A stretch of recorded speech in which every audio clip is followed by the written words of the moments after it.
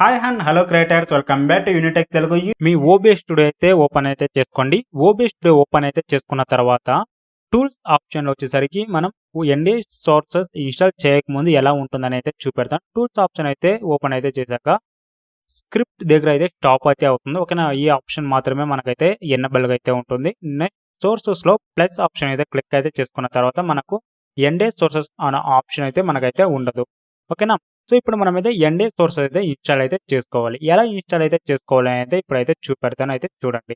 So ఇప్పుడు మనమైతే browser అయితే ఓపెన్ అయితే చేసుకోవాలి. బ్రౌజర్ అయితే ఓపెన్ అయితే చేసుకున్న తర్వాత OBS NDI అయితే సెర్చ్ అయితే చేయండి. ఫస్ట్లోనే మీకు అయితే షో అవుతుంది. యాక్చువల్గా ఈ NDI ఎందుకు యూస్ అవుతుందంటే ఎక్స్టర్నల్గా ఆడియో కానీ వీడియో కానీ IP ద్వారా కనెక్ట్ అయితే చేసుకోవచ్చు. New tech NDI integration into OBS studio option అయితే క్లిక్ అయితే చేయండి. క్లిక్ అయితే చేసుకున్న తర్వాత OBS NDI new tech integration into 32-bit 64-bit అని అయితే షో అవుతుంది మీకు వర్షన్. ఓకేనా, గో టు డౌన్లోడ్ ఆప్షన్ అయితే షో అవుతుంది కార్నర్లో, దాని అయితే క్లిక్ అయితే చేయండి.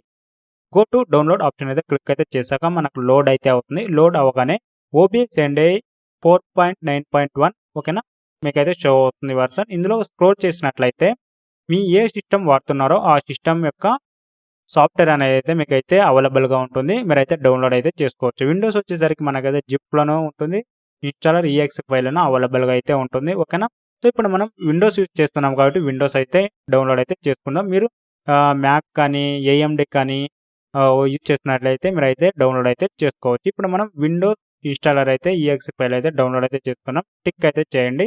ఆటోమేటిక్గా మీకైతే ఇన్స్టాల్ అయితే అవుతుంది. సో ఇన్స్టాల్ అయ్యాక మీ ఫైల్ లొకేషన్లో అయితే చూడండి, సాఫ్ట్వేర్ అయితే OBS NDI అయితే ఇన్స్టాల్ అయితే ఉంటుంది. రైట్ క్లిక్ అయితే చేయండి, సెలెక్ట్ అయితే చేసుకొని రన్ యాజ్ అడ్మినిస్ట్రేటర్ ఆప్షన్ అయితే క్లిక్ అయితే చేయండి.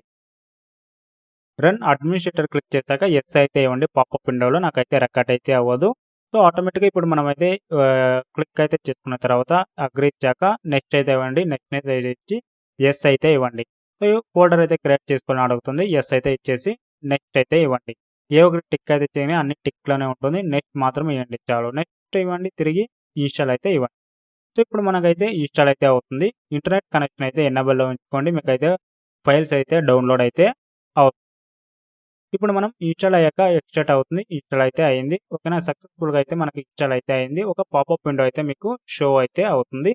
నెక్స్ట్ అగ్రిమెంట్ అయితే అడుగుతున్నారు, యాక్సెప్ట్ అయితే ఇవ్వండి. ఆ యాక్సెప్ట్ ది అగ్రిమెంట్ ఇచ్చేసి నెక్స్ట్ ఇచ్చేయండి, తిరిగి నెక్స్ట్ ఇవ్వండి. సో నెక్స్ట్ ఇచ్చాక ఇన్స్టాల్ అయితే అవుతుంది.